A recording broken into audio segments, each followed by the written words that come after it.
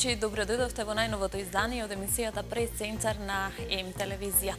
Во ова малку поинакво издание, во поинаков формат, разговарам со професорот Зоран Милошевиќ, кој ни доаѓа од Република Србија. Именно професорот е научен соработник на Институтот за политикологија во Белград, Република Србија. Ке проговориме за две теми во мојот концепт, односно за научно-истражувачката дејност и дејноста на Институтот за политикологија во Белград, и во вториот концепт, односно во втората тема од мојот концепт, ќе говориме за актуелните политички случувања во нашата соседна земја, односно ќе го патиме делот со студентските протести, која е целта и позадината, размислувањата и визијата на професорот за оно кое што ќе се случува во Република Србија. Останете со нас, ви ветуваме интересно интервју. Професоре Милошевиќ, ви благодарам што ја прифативте мојата покана да бидете дел од емисијата Прес-центар на ЕМ телевизија. Како сте? Hvala, dobra sam. Inače sam u Makedoniji posljednji put bio 1982. godine. Научен советник на Институтот за политички науки во Белград, Република Србија. Што тоа означува? Односно, во првиот дел од мојот концепт ќе говориме токму за дејноста и за научно-истражувачката работа на Институтот за политички студии, па и ве токму од вас, непосредно и директно, да ги слушнеме вашите мислења, односно да слушнеме малку повеќе за она што се работи на Институтот за политички студии во Белград. Vidite, Institut za političke studije je osnovan davne 1968. godine i danas je jedan od najbrojnijih instituta po kadru koji radi u njemu, to je oko 70 doktora nauka. Mi se bavimo različitim poljima, od klasične politikologije, međunarodnih odnosa, komunikologije, međunarodnog prava, od sociologije i tako dalje. I naša osnovna delatnost je naučno-istraživačka. To jest, naš institut ima 5 naučnih časopisa koji su visoko rangirani u kategorijama M24, M51, M32.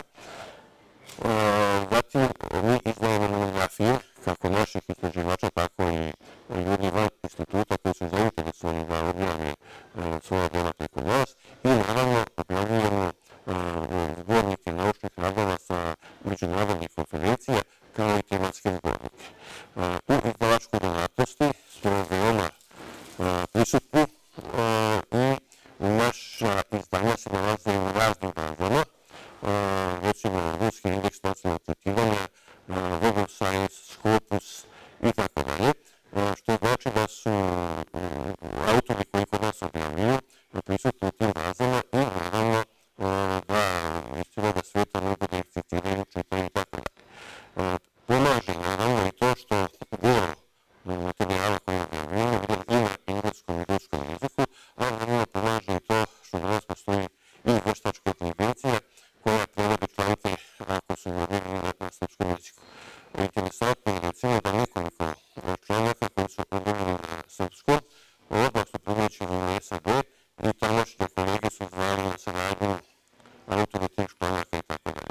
Dakle, mi smo jedan od tako po kadru brojnih i po objavljenim radovima vrlo visoko kotirani institut. Mi dosta radimo, ima uticaja, međutim vi znate da je od razbijanja Jugoslavije srpski narod žigosan kao genocidan narod i zapadna propaganda poprilično i dan danas onemogućava da kolege sa zapada sarađuju sa nama.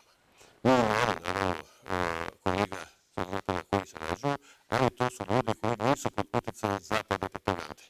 To su ljudi koji znaju da misle i koji znaju šta je propaganda, a šta je stvarnost.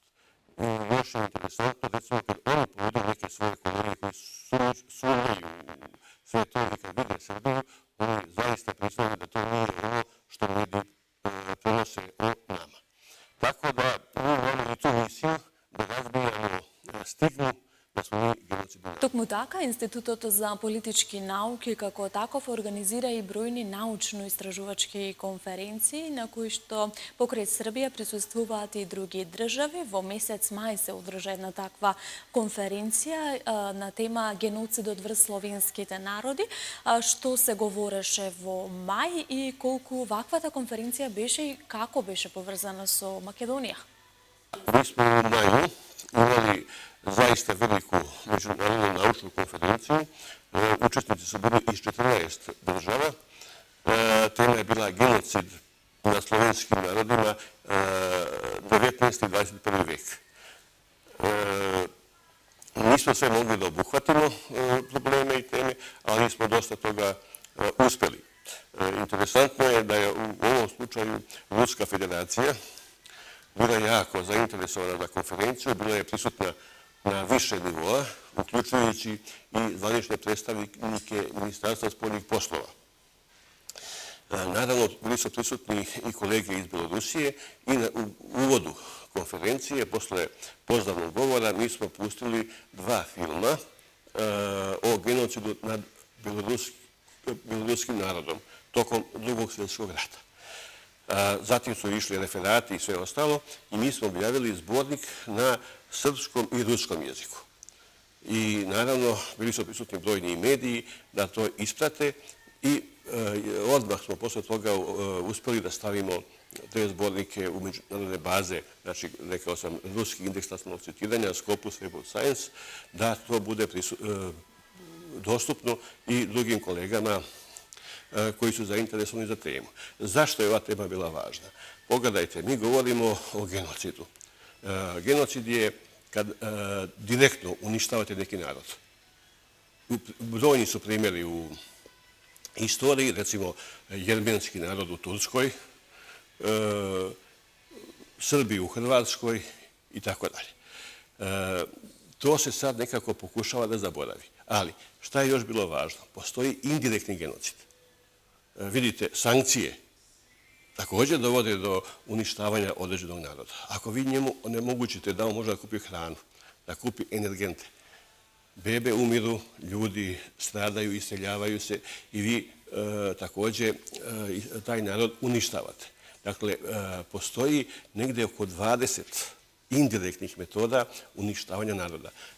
Možemo reći da je i Makedonija izložena indirektnom genocidu, to je Makedonci. Zato što im se osporava pravo na ime, zato što im se osporava pravo na jezik, a ako se to osporava, onda vi vidite šta se ne osporava.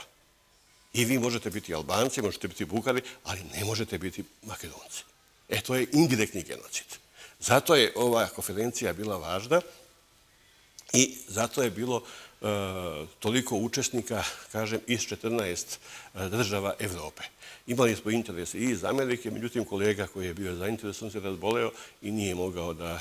Кога говориме веќе за научните конференции, јас тука би се надоврзала и за оно кое што ќе се случува во иднина, именно во септември, на 22 септември ќе одржите една друга конференција на тема пантуркизмот. Јас би сакала и да ги запознаеме нашите гледачи што означува пантуркизмот како таков, која е неговата цел и улога и како вие гледате на пантуркизмот како движење.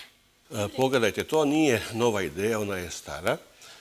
Panturkizam znači objedinjavanje turanskih naroda, to je turskih naroda, u jednu državu. Naravno i ekspanzija turskih naroda na one slabije narode gde mogu da produ na osnovu moći, kao što je Balkan.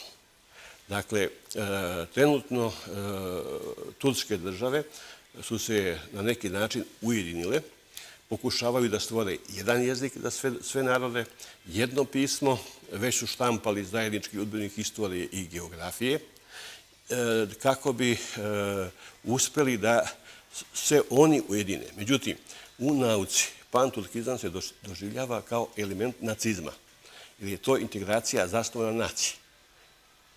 Panturkizam je prvo štetan za same Turke, zato što taj projekat razbija Rusiju na 2 dela, razbija Iran i razbija Kinu.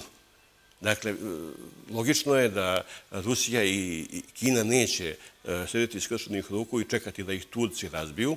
nego će reagovati. Dakle, to je jedna konfliktna ideologija, nažalost, koju sprovodi Erdogan.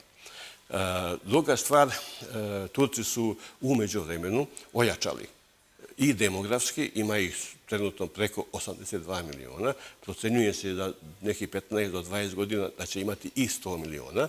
Naravno, ojačali su i vojno, i ekonomski, i kulturno i tako dalje.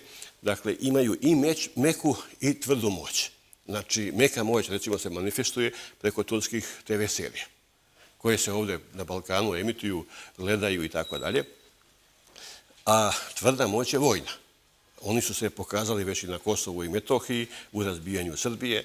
Oni su se pokazali i u Jermeniji sa svojim dronovima, u Siriji, evo i u Libiji. Dakle, postaju ne samo regionalna sila, nego evroazijska sila.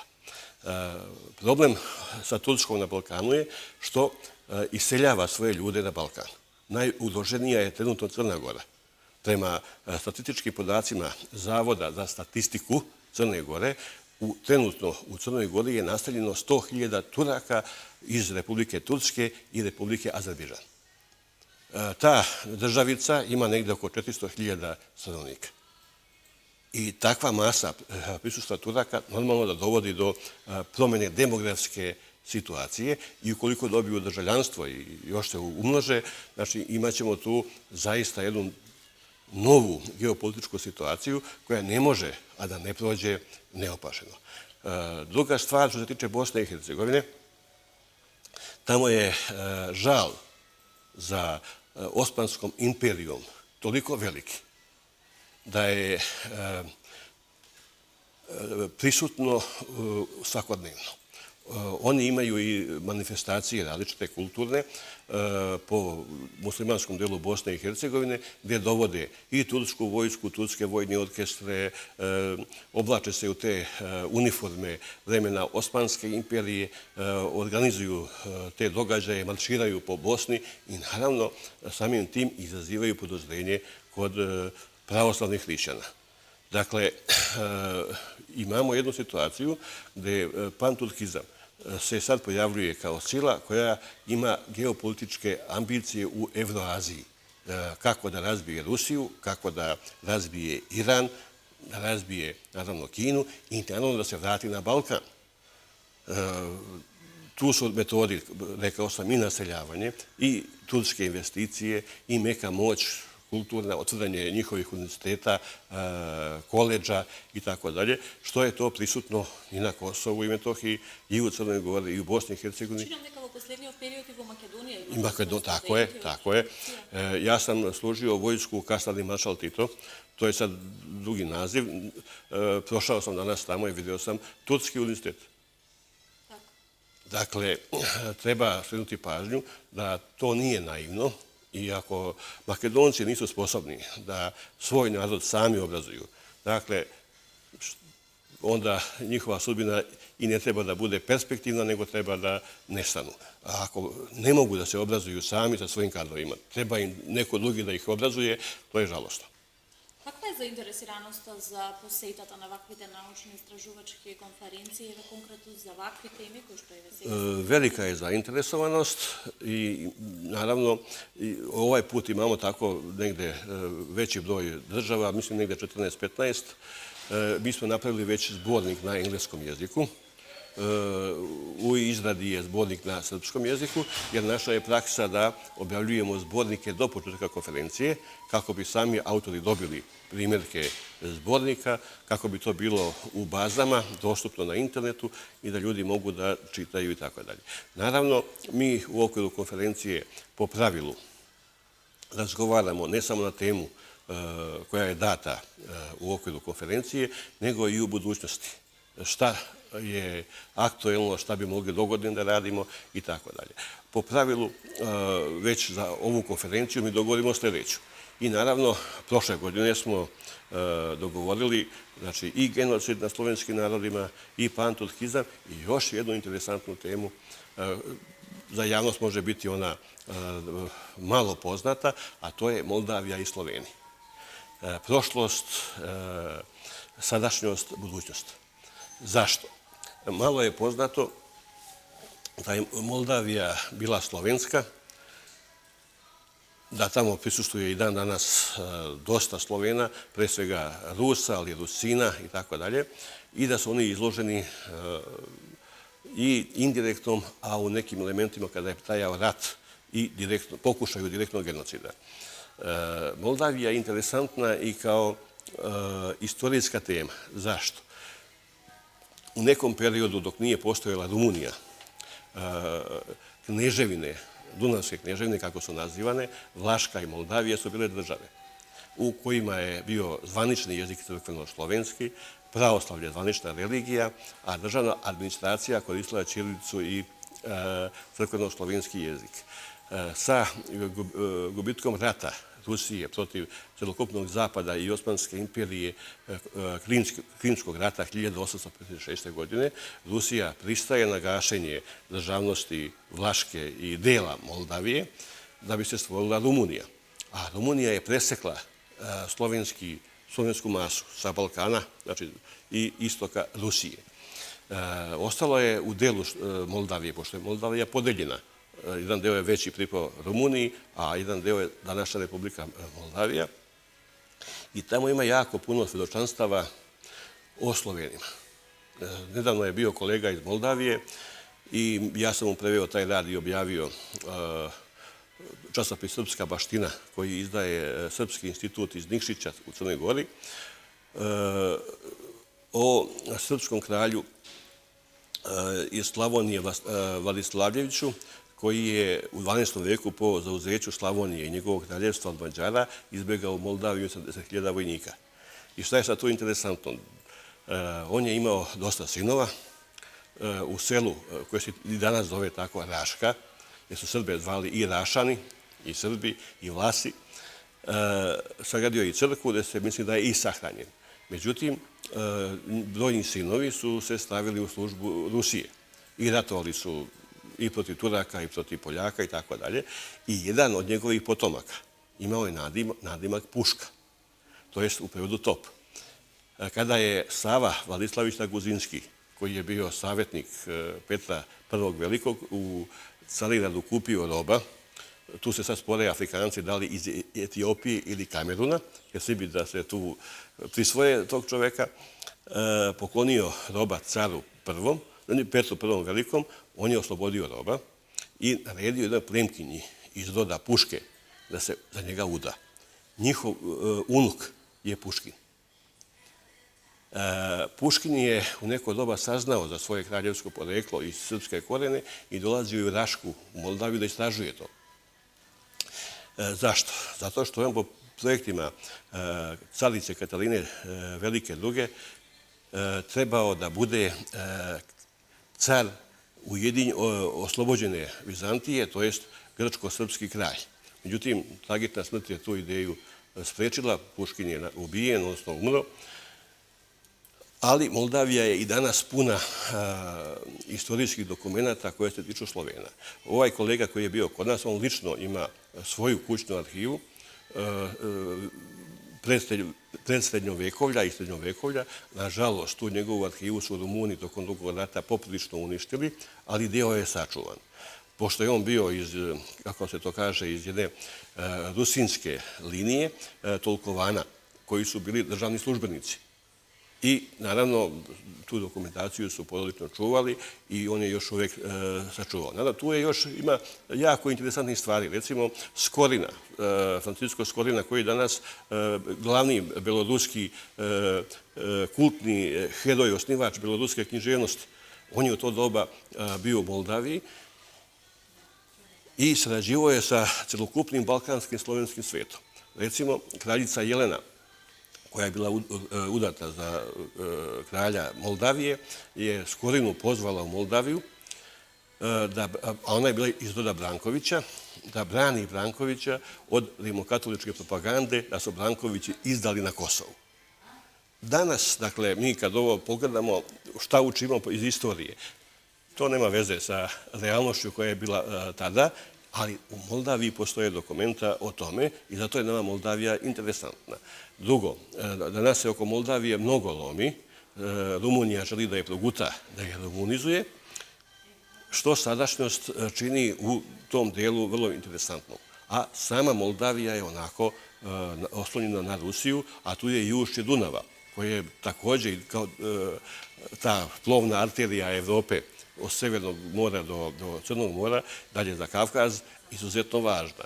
Dakle, imamo o čemu da pričamo, imamo o čemu da razgovaramo, tako da ta tema o Moldaviji postaje sama po sebi nametljiva, odnosno moramo da vidimo šta je tu i bilo u prošlosti i danas u sadašnjosti. Ima tu još nekih elemenata, na primjer, jedna konferencija gdje smo pričali o međunarodnim integracijama. Vidite, mi imamo ovdje u opticaju samo jedne integracije, to su evropske, a postoji 15-ak projekata međunarodnih integracija. Evo, panturkizam je jedna integracija, balkanski savezi su postojali, to se više ne spominje. Dakle, a osjeća se neophodnost da se neke stvari vrate, jer da bismo opstali u ovom dinamičnom, nemirnom, podlom svijetu, moramo tražiti načine kako da se zajednički organizujemo i tako dalje, pa i ideja Balkanskog saveza se je više dobijala na značaju. I tom prilikom kolega iz Poljske, koji je bio, javno nas je uzbunio, rekavši da u jednom manastiru u Poljskoj postoji gomila srednjevjekovnih dokumenata sa Balkana. I to niko se ne interesuje za njih. Nažalost, ni posle tog njegovog nastupa niko se nije zainteresovao. Токму така, полека го закружуваме првиот дел од концептот, односно ќе ви се заблагодарам овде за обширното излагање за научно-истражувачката дејност на Институтот за политички науки во Белград, а ќе преминеме сега на оно кое што е актуелно на политичката сцена во нашата соседна држава, односно во вашата матична земја во Република Србија. Се случуваат протести или така наречени студентски протести таму, која е целта, која е позадината позади ваквите студентски протести, впрочем и кој е вашиот став и вашето мислење? Ako su protesti počeli nevezano za studente povodom litijuma. Naša država je obećala Nemcima da dozvoli iskopavanje litijuma, koji je ključni mineral za u Kobajagi ekološka vozila. To su baterije litijumske koje se koriste za mobilne telefone, auta i slično. Litijum je nađen u okolini Loznice, na Ceru planini i na Majevici u Republici Srpskoj, to jest u Bosni i Hercegovini. I tu je nastao problem. Zašto? Zato što je litijum, kad se izvadi na površinu, izuzetno otrovna ruda. Dakle, tu voda, poljoprivreda, zemljište, šume stradaju. Pošto je taj deo zapadne Srbije izuzetno važan i po ljudskim resursima i po vodi, jer ima vodu najveće kvaliteta. Dakle, nultog koje mogu da piju bebe. To znači, bez prokuvavanja vode, beba može da pije tu vodu i nikakvih problema neće imati. Pošto se taj deo nalazi na jezeru takve vode, narod je ustao protiv litijuma i tu su bile protesti po lokalnim zajednicama, malo i nasilni i tako dalje. I tu je se sad stalo. Međutim, država i dalje pokušava da to dovrši posao i Evropska unija je to unela kao prioritetni projekat. Pri čemu, ponavljam, litijum je nađen na mestu gde žive ljudi. Litijum se ne kopa u naseljenom mestu. Što znači da bi zapadna Srbija i tamo Posavina, odnosno Podrinje, bili iseljeni u bliže vreme. Time bi nekako ta kičma srpstva bila razbijena.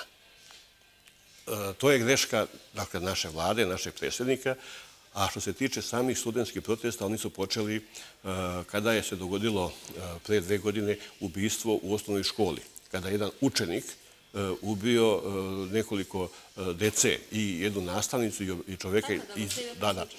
I ona je to opozicija uzela kao model da počne proteste protiv vlade. Pa se slučilo napadjanjeto na nastrešnice? Tako je.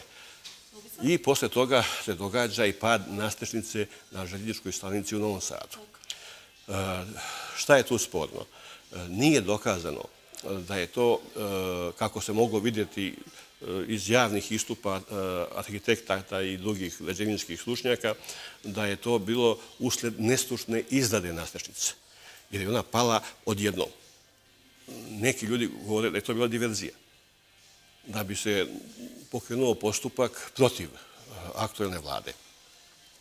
I onda kreću, kao studenti se pojavljuju, to jest, ja kažem pod znacima navoda studenti, jer je u tim izjašnjavanjima da li će studenti učestvovati u protestu, svega 11% studenta uzelo učešća, a ostali su bili profesori, opozicijne stranke, a u posljednje vreme međunarodne, internacionalne socističke brigade.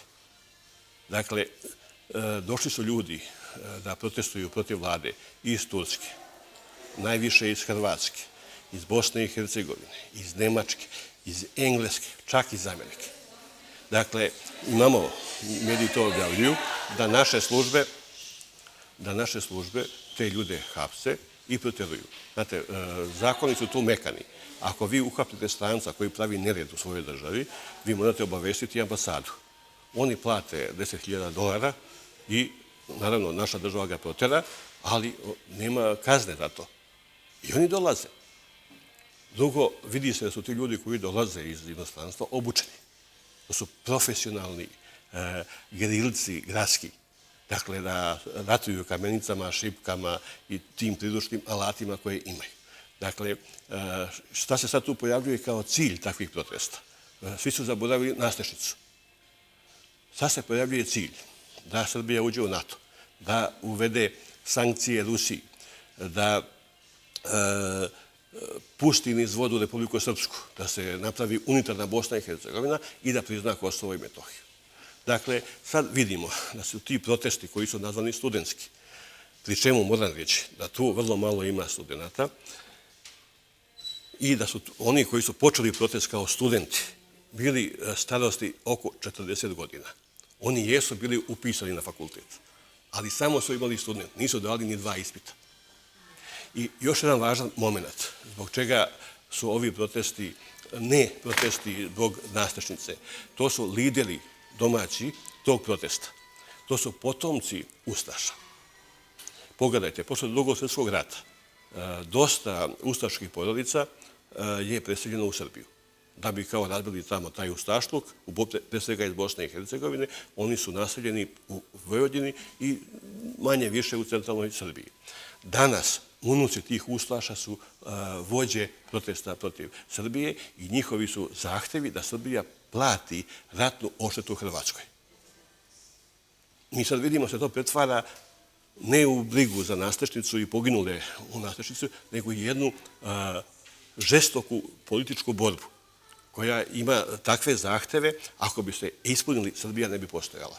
Значи ли ова дека можеме да го поврземе она кое што се случува во Србија сега со протестите, со она кое што може би се случуваше токму во Македонија пред некои десетина години, односно верувам дека сте следеле ситуацијата тука кај нас што се случуваше, впрочем преку така наречената шарена револуција, насилно се дојде до промена на владата, на тогашната влада и до промена секако на името на нашата земја. Гледате ли некаква паралела помеѓу двата настани? Isto oni to traže, da se napravi prelazna vlada, da oni dobiju vlast bez izbora. Na drugoj strani, vladajuća partija i koalicija koja je sa vladajućom partijom, mislim pre svega na Naprednu stranku, uživa još uvijek visoko poverenje građana Srbije. Tu mislim pre svega na starije ljude, dakle 50+, gde ulaze i penzioneri.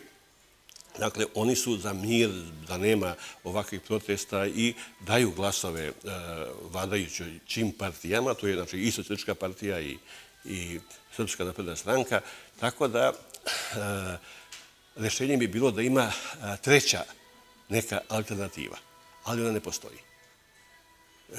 Svelo se na 2 strane i sad tu je teško naći jedno razumno rešenje. Zašto? Zato što niko ne popušta.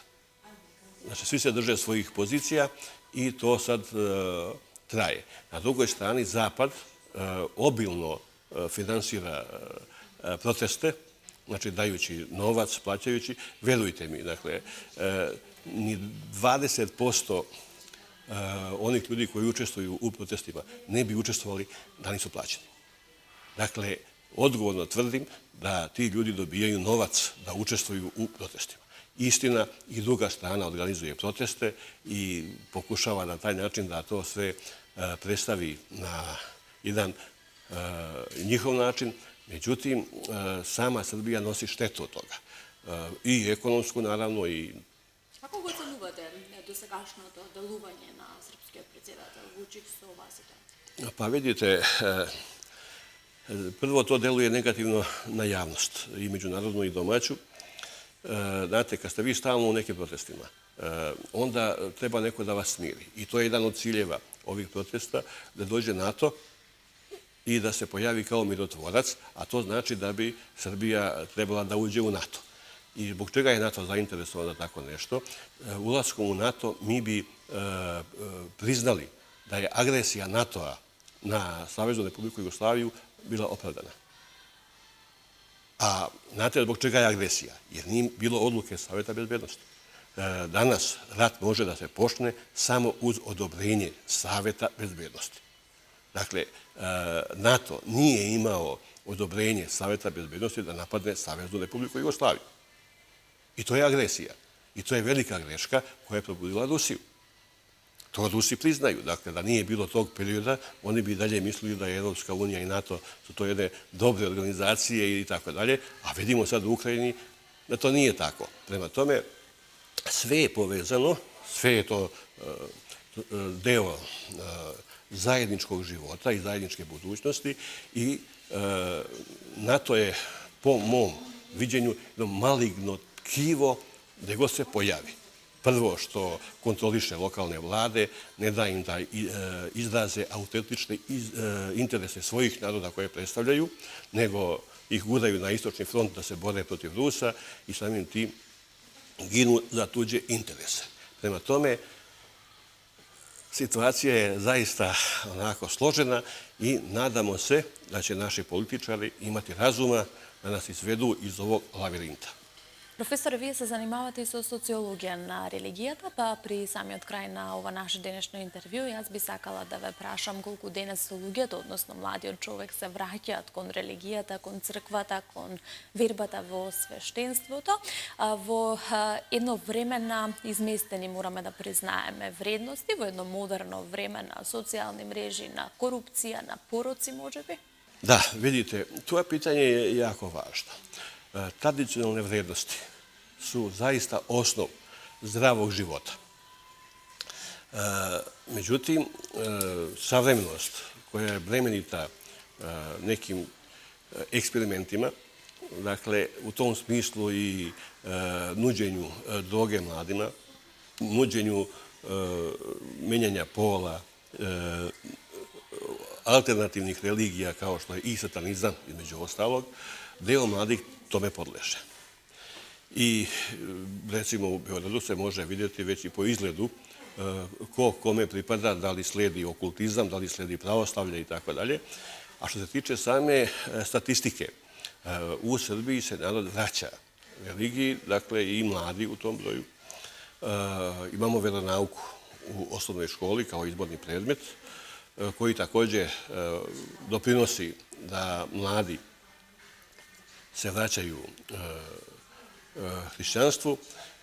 Međutim, i druga strana je jaka. Dakle, pre svega zbog društvenih mreža, koji promovišu sasvim drugačije vrednosti, a roditelji ne obraćaju pažnju šta mladi gledaju i tako dalje. I tu je sad borba. Dakle, ne možemo biti mirni da kažemo evo sad je to sve u redu. Ne, nije u redu, jer svako ima svoje načine uticaja i deo mladih naravno strada od svega toga.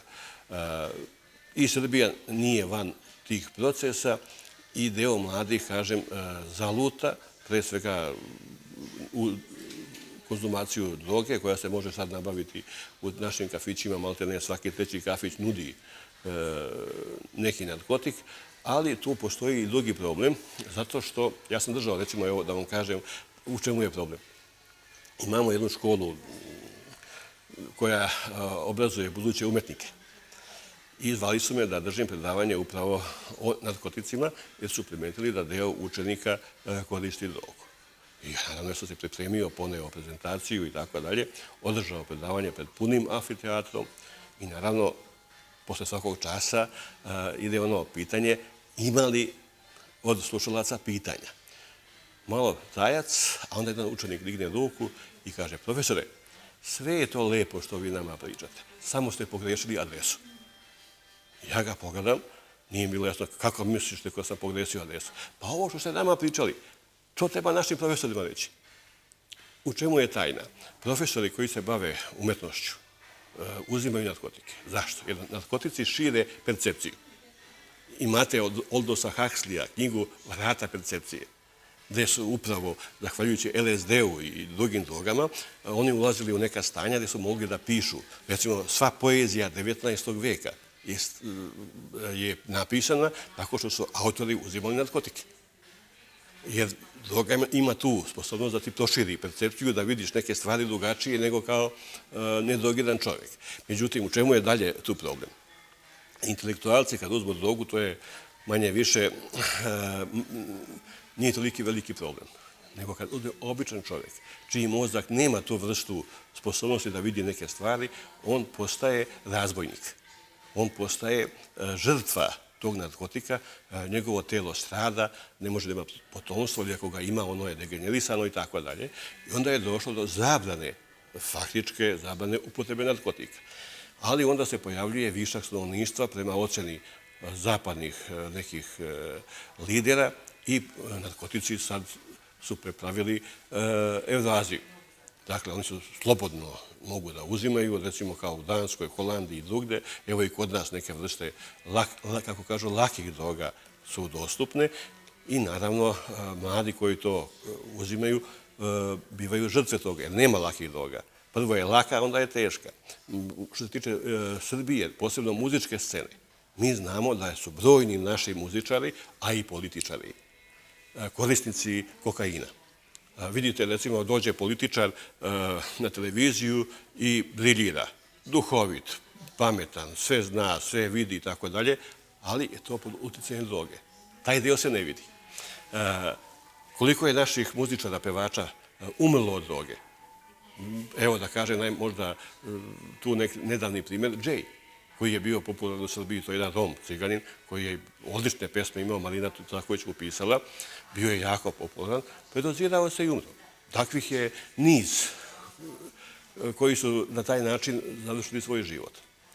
Dakle, problem je što se pogrešno radi po tom pitanju. Vidite, većina narkotika ide iz Južne Amerike i Afganistana. Afganistan je imao okupacione zone. Znate, Amerikanci su kontrolisali Britanci ta polja gde se proizvodi droga. I njihovim avionima idu na Kosovo, s Kosova po Evropi i tako dalje. I oni ne love se tad, nego onaj sitni koji diluje drogu i tako dalje. Prema tome, jedna velika priča i ona ne bi ni bila velika da nema podršku važnih centara moći. Pre svega sa zapada koji su dozvolili da se droga pojavi među mladima i da uništava mlade živote. Така и при самиот крај, како ќе ги оцените односите помеѓу двете соседни земји, односно помеѓу Република Македонија и Република Србија моментно? Pa vidite, to su dve bratske republike, dva bratska naroda. Potencijal saradnje je ogroman, ali, kako ja vidim, za sada nije iskorišćen zbog okolnosti. Dakle, to treba prevazići i nastaviti saradnju i pogledati u zajedničku perspektivu, kroz neki savez, kroz investicije, kroz kulturne događanja i tako dalje. Dakle, postoji perspektiva, ali i naši političari moraju tu da malo više se potrude. A što se tiče naroda, tu nikakvih problema nema, komunikacija je živa. Ja evo, često me vidim i u Beogradu i dolazim i odavde ljudi. Evo i ja sam se pojavio posle dužeg vremena ovde i doći ću naravno i drugi put. Tako da ima perspektive saradnje, ali što se tiče zvaničnog dela, tu moraju političari da prelome i da uspostave još bolju saradnju. Професоре Милошевиќ, на самиот крај јас ќе ви се заблагодарам за тоа што ја прифативте мојата покана, што бевте дел од прес-центар на М телевизија. Ќе ви се заблагодарам за денешното опширно излагање на двете теми во мојот денешен концепт. Ќе посакам плодна и успешна работа на Институтот за политички студии во Белград. Ќе посакам почесто да ни доаѓате во Македонија и ете почесто можеби да говориме на важни и актуелни случувања во двете земји. Ви благодарам. Hvala. Така е, почитувани гледачи, вам ќе ви се заблагодарам при самиот крај на ова интервју за вашето внимание. Ова интервју беше во малку поинакво издание, во малку поинаков формат. Разговарам со професорот Зоран Милошевиќ, кој што е научен советник на Институтот за политички студии во Белград, Република Србија. Отворивме повеќе важни и актуелни прашања, како од соседството, така и поврзани секако со нашата земја. Впрочем, тоа е идејата на нашата емисија. Ќе отвараме важни државни прашања, меѓутоа тоа не значи дека нема да говориме и за темите од соседството, за темите од светот секако. Се надевам дека бевме интересни, ќе ве поздравам овде и ќе посакам да се видиме во следното издание од Прес-центар.